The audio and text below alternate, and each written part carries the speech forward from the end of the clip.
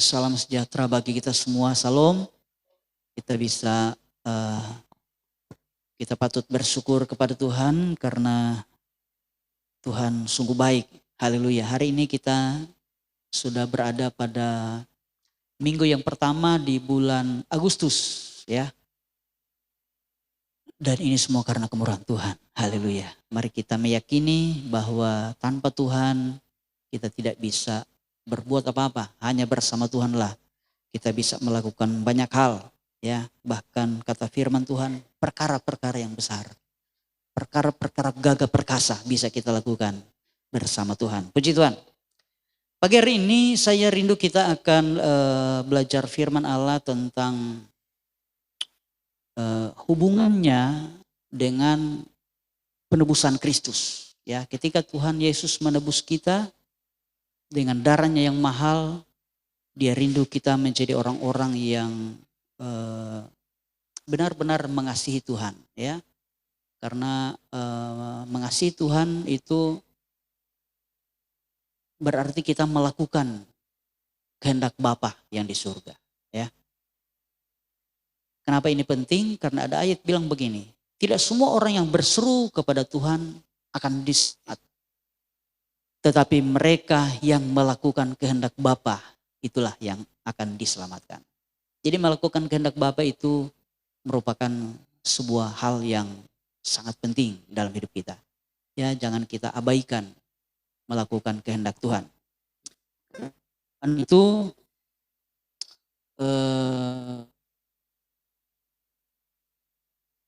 ya.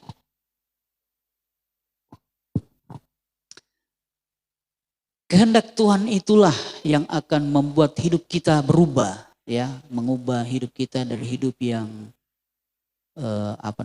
hidup yang sia-sia menjadi hidup yang berarti. Saya selalu ulang-ulang tentang kehidupan kita manusia ini, awalnya itu adalah hidup yang luar biasa. Hidup yang penuh dengan sesuatu yang indah. Hidup yang luar biasa, ya. Ketika Adam dan Hawa ditempatkan di Taman Eden, sebelum Adam dan Hawa dijadikan oleh Tuhan, diciptakan oleh Tuhan, semuanya sudah selesai. Langit dan bumi, matahari, bulan, bintang sudah ada. Pohon-pohon, binatang semua sudah siap. Bumi sudah ada, sudah lengkap dengan kekayaannya, saudara, ya. Semua itu sungai-sungai, ikan, emas, perak, besi, semua ada. Saudara boleh baca itu di kitab Kejadian. Sebelum Adam dan Hawa ditempatkan Tuhan di sana, semuanya itu sudah ada. Bahkan Tuhan sudah menyiapkan taman yang indah. Kenapa? Karena Tuhan memang mempersiapkan kita manusia itu menjadi penyembah-penyembah yang akan menyenangkan hati Tuhan. Dan saudara, tujuan dari semua itu adalah untuk kemuliaan Tuhan. Saudara baca dalam kitab Roma, segala sesuatu itu dari Tuhan, untuk Tuhan, oleh Tuhan, dan segala kemuliaan hanya bagi Tuhan. Jadi seluruh penciptaan, sudah, termasuk hidup manusia ini, kita manusia, itu diciptakan untuk kemuliaan nama Tuhan. Dan dari semua ciptaan, itu manusialah ciptaan yang termulia. Artinya saudara, Tuhan mengharapkan lebih dari ciptaan yang lain.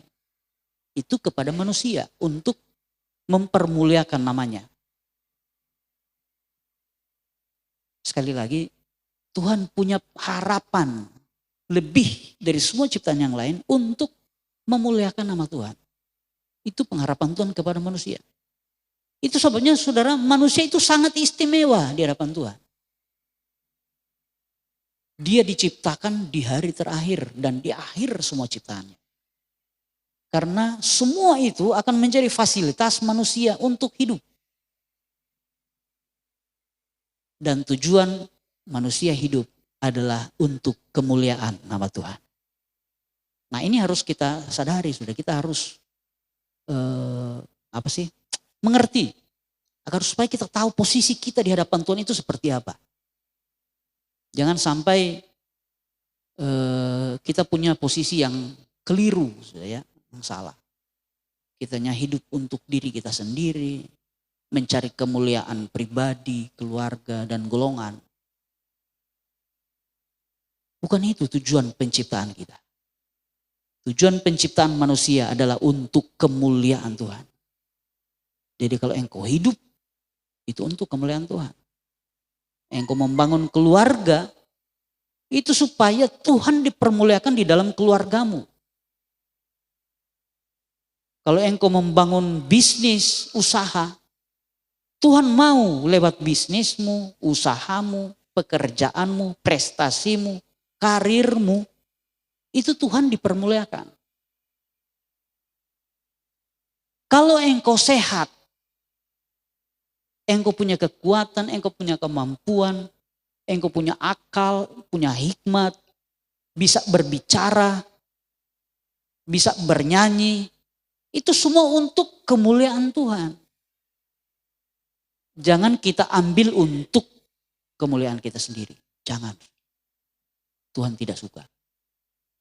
Tuhan mau semua aspek hidup kita itu untuk kemuliaan Tuhan. Kenapa? Semua itu dari Tuhan. Oleh Tuhan, untuk Tuhan, dan segala kemuliaan hanya bagi Tuhan. Itu tujuan utama penciptaan manusia. Itu sebabnya sekali lagi, dan Tuhan menciptakan semua itu sesuai kehendaknya. Kehendak Tuhan. Itu sebabnya melakukan kehendak Tuhan, ya, melakukan kehendak Tuhan itu sangat penting.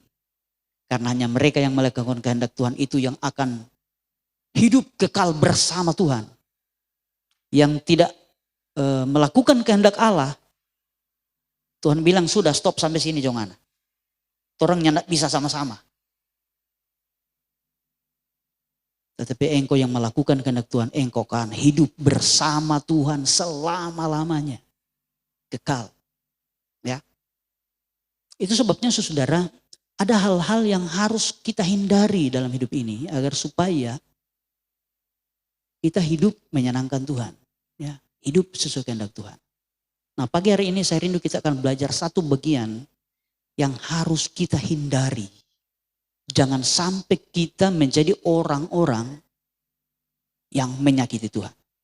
Nah, sebelum saya lanjut, saya rindu kita akan baca dulu beberapa ayat yang terdapat di dalam Matius pasal 26. Matius pasal 26, kita akan membaca ayat 69 sampai ayat yang ke-75. Sekali lagi Matius pasal 26, kita akan membaca ayat 69 sampai ayatnya yang ke-75. Dan saya rindu kita akan bacakan bergantian ayat-ayat ini. Saya akan membaca ayat 69, Bapak Ibu Saudara sekalian membaca ayat 70. Kita bergantian sampai ayatnya yang ke-75. Ayat 75 kita akan baca bersama-sama. Ya, saya akan mulai membaca ayat 69 dari Matius pasal yang ke-26. Yang tidak membawa Alkitab di media sudah tersedia.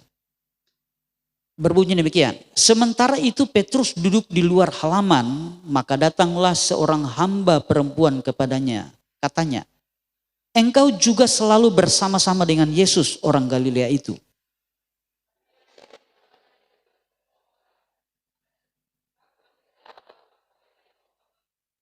Ketika ia pergi ke pintu gerbang, seorang hamba lain melihat dia dan berkata kepada orang-orang yang ada di situ, orang ini bersama-sama dengan Yesus orang Nazaret itu.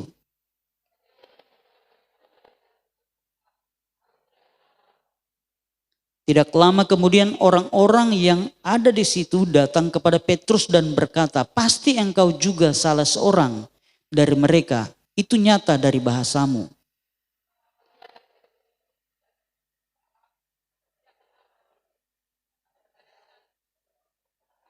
Ayat 75 kita baca sama-sama 2-3.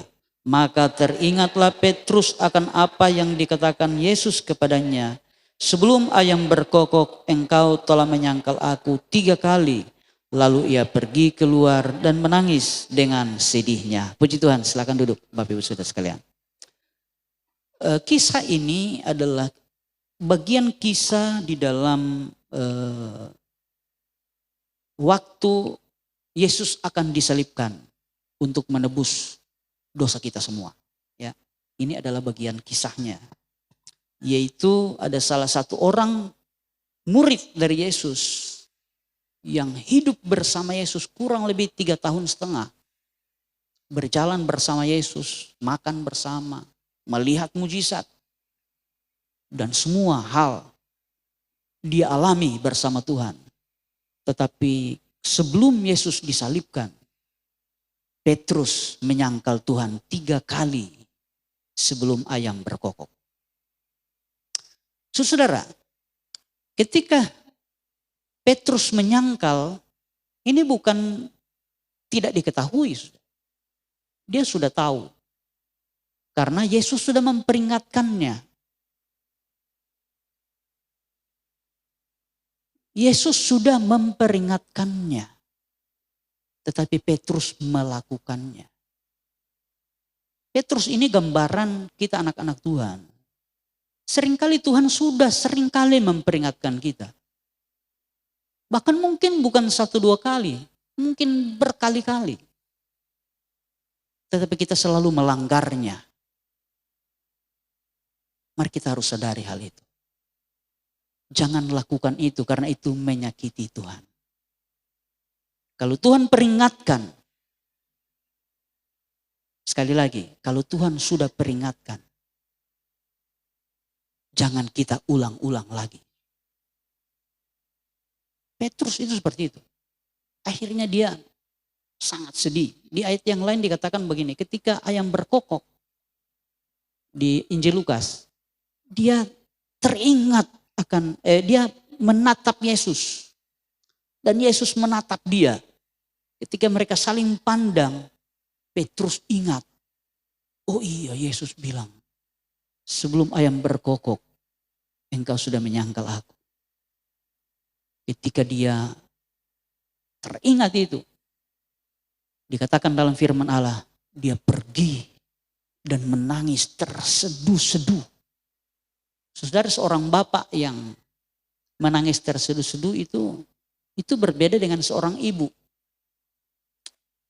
Kalau seorang ibu menangis terseduh-seduh itu masih hal biasa. Tetapi kalau seorang bapak menangis terseduh-seduh, itu hal yang luar biasa. Karena bapak-bapak jarang menangis, betul ya? Kalau saudara boleh baca di kitab di Injil Lukas, ya, di cerita yang sama. Dia menangis terseduh-seduh. Artinya menimbulkan sebuah kesedihan yang sangat mendalam dalam hatinya.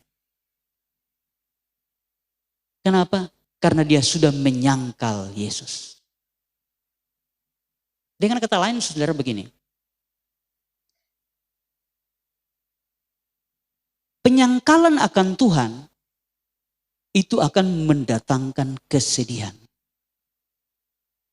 Dan kesedihan itu selalu punya hubungan dengan penderitaan. Ketika ada penderitaan, di sana ada kesedihan.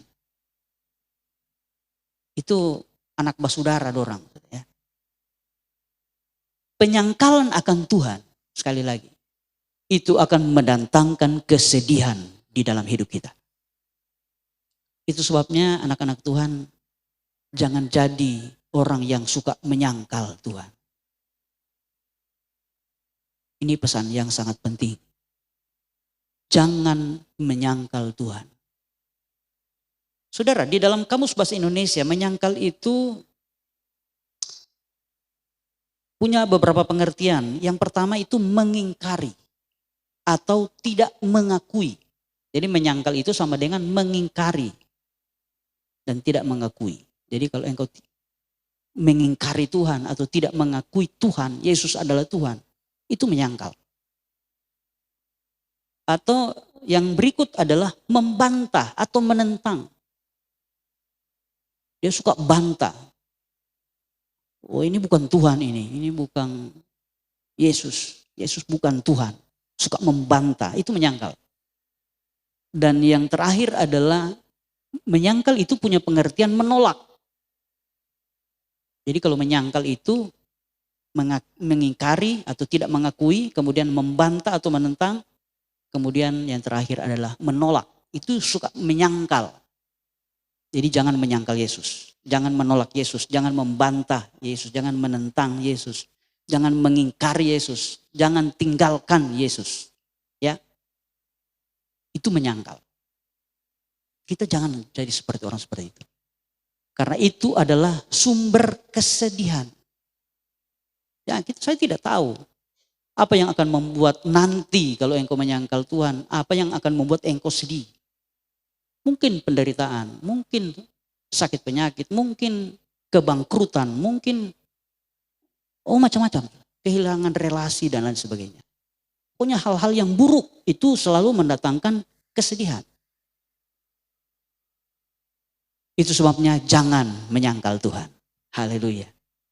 Jangan menyangkal Yesus. Nah saudara, Yesus di dalam Yohanes 1 ayat 1 itu berbicara tentang firman. Sekali lagi, Yesus itu berbicara tentang firman. Di ayat yang ke-12 dikatakan bahwa, dari Yohanes pasal 1 dikatakan bahwa firman itu sudah menjelma menjadi daging. Dan firman itu adalah Allah itu sendiri. Yesus adalah firman. Jadi kalau engkau menyangkal Yesus, itu menyangkal firman. Kalau engkau menolak Yesus, engkau menolak firman. Kalau engkau tidak mengakui Yesus, engkau tidak mengakui firman. Itu sama. Karena Yesus itu adalah firman Allah. Jangan jadi orang yang suka menolak firman. Akan mendatangkan kesedihan. Haleluya. Jangan suka membantah firman Tuhan. Akan mendatangkan kesedihan. Saya tidak tahu kesedihan apa. Apa yang akan membuat engkau nanti bersedih. Tetapi satu hal yang saya tahu, kalau engkau menyangkal firman, engkau akan diliputi dengan kesedihan. Harus berhati-hati. Ini bukan untuk orang-orang di luar Kristus. Ini firman untuk orang Kristen. Karena Injil ditulis buat orang-orang Kristen. Ya, kalau saudara baca panduan tentang penulisan firman Allah, itu ditujukan buat semua anak-anak Tuhan, buat semua orang-orang yang percaya kepada Yesus. Bukan yang tidak percaya. Kalau yang tidak percaya, ya itu urusan mereka. Tetapi kita orang Kristen tidak boleh jadi orang yang suka menyangkal Tuhan.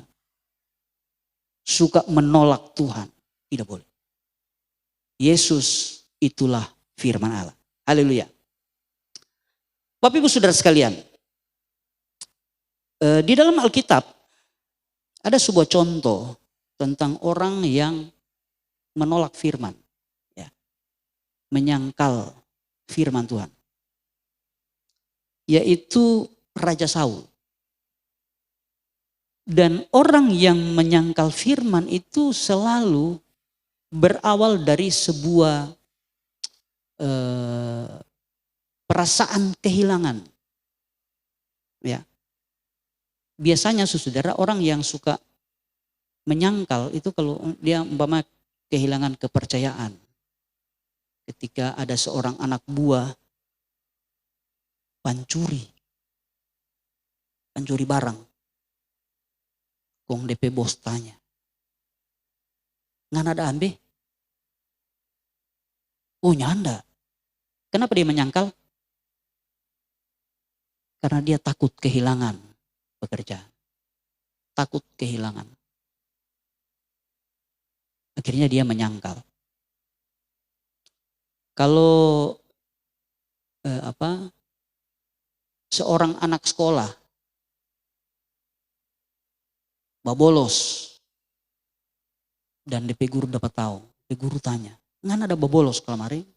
Dia bisa menyangkal. Karena dia takut kehilangan kepercayaan dari gurunya. Intinya saudara, orang yang suka menyangkal itu biasanya bertabrakan dengan sebuah masalah yang akan membuat dia kehilangan sesuatu. Itu bisa menyangkal. Sama dengan kalau umpamanya secara fisik sudah. Secara fisik. Orang bisa menyangkal Tuhan. Menyangkal bahwa dia bukan orang Kristen. Karena dia takut kehilangan. Dulu waktu zaman tahun 99, 98, 99. Itu di Jakarta banyak toko-toko orang Kristen. Dorang tulis di folding door-nya. Dorang tulis milik pribumi. Itu banyak sekali di Jakarta. Kalau saudara pernah ke Jakarta tahun-tahun itu, engkau pasti bisa lihat. Banyak sekali ada tulis milik pribumi, milik pribumi. Pas cek orang Kristen juga. Mereka tidak mengakui karena mereka takut jangan dibakar tokonya. Takut kehilangan kekayaan. Akhirnya mereka menyangkal Yesus. Menyangkal kekristenan. Itu biasanya seperti itu. Itu sebabnya anak-anak Tuhan harus berhati-hati tentang ketika engkau menemukan atau berjumpa dengan masalah yang mengancam engkau untuk kehilangan sesuatu. Engkau bisa menyangkal Tuhan. Itu harus berhati-hati. Nah, di dalam Alkitab ada salah satu contoh yaitu Raja Saul. Raja Saul ini dia adalah seorang raja, dia punya kekuasaan. Dan dia punya punya kerinduan untuk mempertahankan kekuasaannya. Kalau saudara baca di kisah tentang Saul, dia sampai benci sama Daud karena dia takut nanti Daud akan mengambil kerajaan itu dari anaknya Jonathan. Itu saudara boleh baca. Saul ini dia takut kehilangan kuasanya di dalam garis keturunan keluarganya. Itu sebabnya saudara, ketika Tuhan perintahkan lewat seorang nabi yang disebut yang namanya adalah Nabi Samuel. Nabi Samuel bilang sama Saul. Ini firman Tuhan itu memang Tuhan tidak selalu bilang langsung ya. Tuhan selalu melalui nabi. Seperti saya pagi hari ini menyampaikan kepada saudara itu saya seperti nabi. Sebagai nabi untuk menyampaikan isi hati Tuhan. Itu kan seperti itu. Ketika dia mau katakan kepada Saul, dia tidak katakan langsung, dia lewat Nabi Samuel. Nabi Samuel bilang begini, kamu pergi tumpas musuhmu, bunuh semua. Binatang, orang, semua harus ditumpas habis. Tidak boleh kasih biar. Ya. Satu pun hidup. Kemudian Saul bilang, oke, siap. Dia pergi. Dia perangi Raja Agab. Dia bunuh semua tentaranya. Binatang-binatang semua dibilang bunuh. Tetapi saudara masyarakat bilang begini, rakyat bilang, Tuan Raja, ini kan domba-domba masih bagus, ini gemuk-gemuknya, ada cacat. Sapi. Orang simbang juga buat korban persembahan. Kemudian orang tangkap si Raja Agab. Hidup-hidup sudah. Dia nyadak bunuh. Saul bilang oke lah kalau begitu. Sudah. Pas sampai selesai perang, semua sudah kalah, Samuel datang. Samuel tanya, babunyi apa tuh di belakang? Saul segala macam alasan dia bilang, aduh ini kan masyarakat suka supaya ini kumpul tuh domba-domba yang bagus, sapi yang bagus supaya bisa dipersembahkan kepada Tuhan. Kong Samuel bilang, itu DP raja so bunuh. Oh tinggal dia sendiri yang kita belum bunuh, semua sudah. Samuel langsung bilang, ngana bikin sakit hati Pak Tuhan. Bawa itu Raja Agab. sembelih di sini. Semua domba, sapi, musnahkan. Kemudian saudara, berikutnya ada perang lagi. Samuel bilang begini sama Saul. Kamu atur barisan, tunggu pak kita. Kita akan bakar korban persembahan kepada Tuhan, baru baku perang. Kamu pasti menang. Serta atur barisan tentara Israel, barisan musuh so di muka, so baku mengada. Samuel lama datang. Rakyat so gelisah. Rakyat so bilang pas Saul, "Wih raja, lama sekali ini Samuel. Ini musuh so dekat. Dorong so hantam habis orang. So ribut. Masyarakat. Desak Saul. Saul takut. Ini yang saya bilang tadi, dia takut kehilangan kekuasaannya. Takut dia tidak berwibawa lagi terhadap bangsa Israel. Dia bilang sama dia, bawa api kemari. Dia bak korban persembahan. Dia selesai bakar. Samuel datang, Samuel sampai. Samuel tiba. Dan Samuel bilang begini sama Saul. Saul, jangan ada bikin itu bodoh. Mulai sekarang kerajaanmu sudah Tuhan gantikan dengan orang yang lain. Engkau sudah dicampakkan oleh Tuhan. 2 kali dia melawan firman Tuhan. Kenapa? Karena dia takut kehilangan kekuasaan. Kita harus berhati-hati dengan sesuatu yang menantang untuk kita kehilangan sesuatu. Dan akhirnya kita tahu bersama, Saul itu akhirnya disingkirkan oleh Tuhan. Ya. Dia disingkirkan oleh Tuhan, digantikan oleh Daud. Ada satu contoh yang lain, saudara. Di dalam Kisah Rasul pasal yang kelima itu berbicara tentang Ananias dan Safira. Mereka melanggar firman Tuhan juga. Karena waktu itu saudara, di jemaat yang mula-mula, barang siapa yang menjual tanah atau sama dengan sekarang berbisnis dan dapat keuntungan, itu 100% keuntungan itu harus dibawa di kaki rasul-rasul. Itu ketentuan gereja pertama. Dan itu merupakan ketentuan Tuhan di gereja mula-mula. 100% keuntungan harus dibawa di kaki rasul-rasul. Tetapi sebenarnya kalau saudara pelajari di kisah ini, sebenarnya bisa nego. Bisa juga tidak bawa 100%, asal nego dengan rasul-rasul. Ya itu kemungkinan sudah ya. Karena begini, Rasul Petrus bilang begini. Waktu Ananias datang, dia tanya, apakah ini semua 100%? Padahal sebagian orang setahang. Ananias bilang, iyo, semua.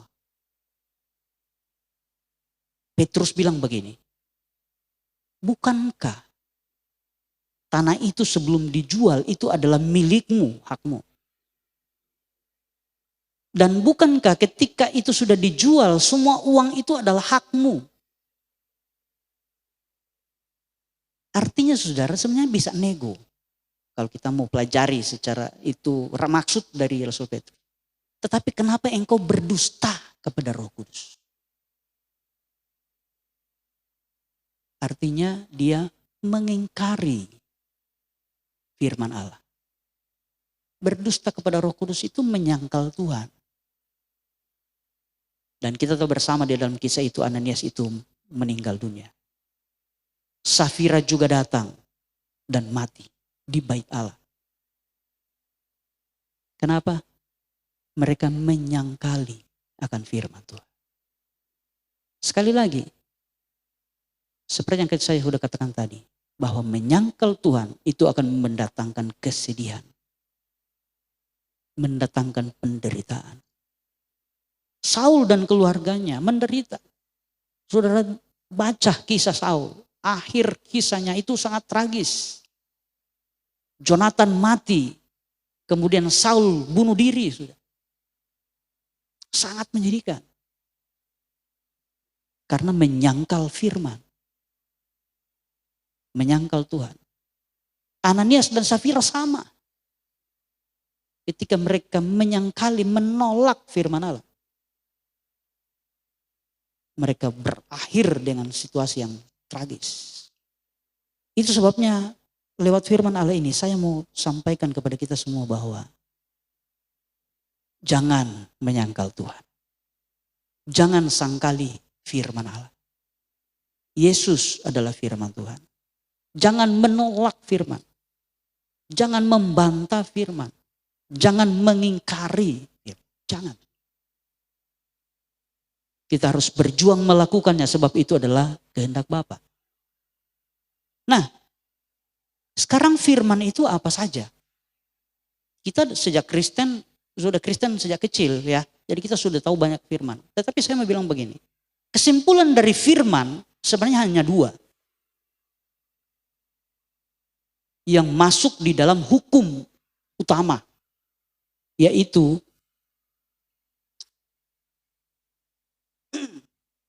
yang pertama adalah mengasihi Tuhan Allah. Yaitu di dalam dikatakan oleh Tuhan Yesus Kristus di dalam Matius 22 ayat 37 dan 38. Kasihilah Tuhan Allahmu dengan segenap hatimu dan dengan segenap jiwamu dan dengan segenap akal budimu. Itulah hukum yang terutama dan yang pertama.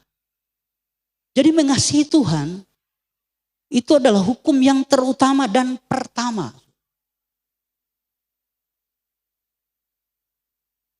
Kalau engkau menolak firman ini, engkau menyangkalinya, itu akan mendatangkan kesedihan. Jadi firman Allah itu kalau dirangkum saudara, itu hanya terdiri dari dua hukum. Yang pertama itu tadi, kasihi Tuhan Allahmu dengan segenap hatimu, segenap jiwamu, segenap kekuatanmu, segenap akal budimu.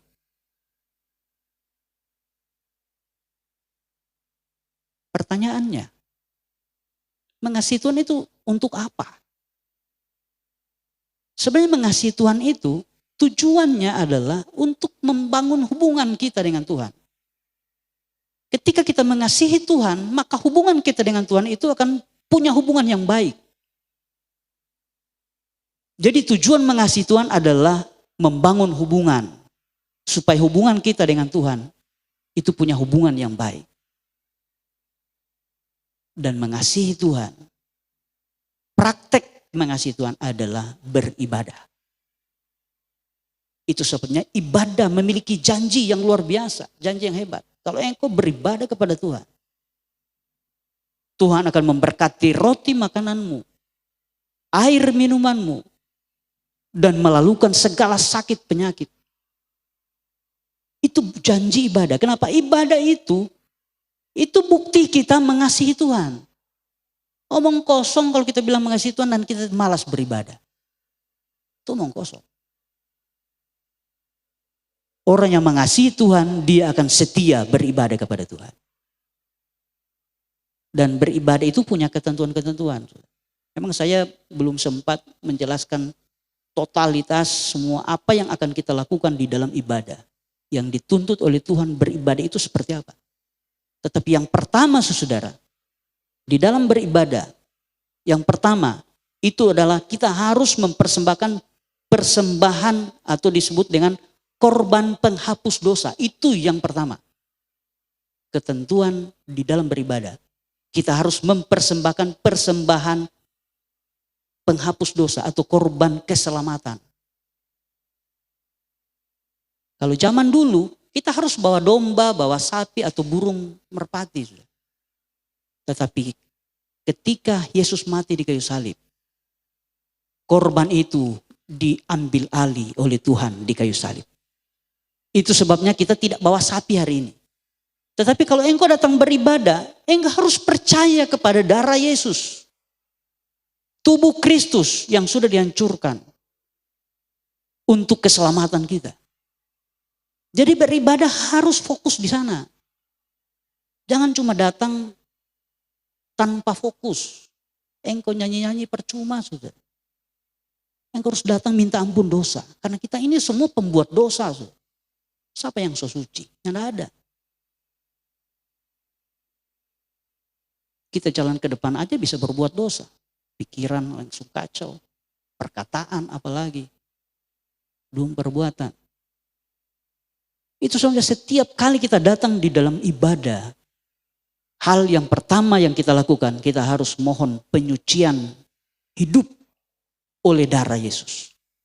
Itu korban keselamatan. Kemudian ada banyak korban-korban yang lain. Itu ketentuan atau hal-hal yang harus kita lakukan di dalam kita beribadah. Memuji Tuhan, bermazmur, itu penting. Sudah. Menari, melompat, itu penting. Itu beribadah. Jangan engkau datang, masuk keluar, menyanyi, nyanda, angkat tangan nyanda, minta ampun dosa juga nyanda. Itu bukan beribadah. Kita harus tahu apa yang harus kita lakukan ketika kita beribadah. Agar supaya ibadah kita itu menggugah hati Tuhan. Dan itulah yang akan membangun hubungan kita dengan Tuhan. Semakin hari semakin indah. Dan ketika kita melakukannya dengan setia, Tuhan melihat kita mengasihi Tuhan dengan segenap jiwa, dengan segenap akal budi, dengan segenap kekuatan. Itu hukum yang pertama dan terutama. Yang kedua, saudara. Di dalam ayatnya yang ke-29 dikatakan begini. Dari Matius pasal 22. Dan hukum yang kedua yang sama dengan itu ialah kasihilah sesamamu manusia seperti dirimu sendiri. Jadi memperhatikan orang-orang di sekitar kita itu merupakan sesuatu yang penting di hadapan Tuhan. Artinya kita sementara melakukan kehendak Bapa. Mengasihi sesama seperti mengasihi diri kita sendiri.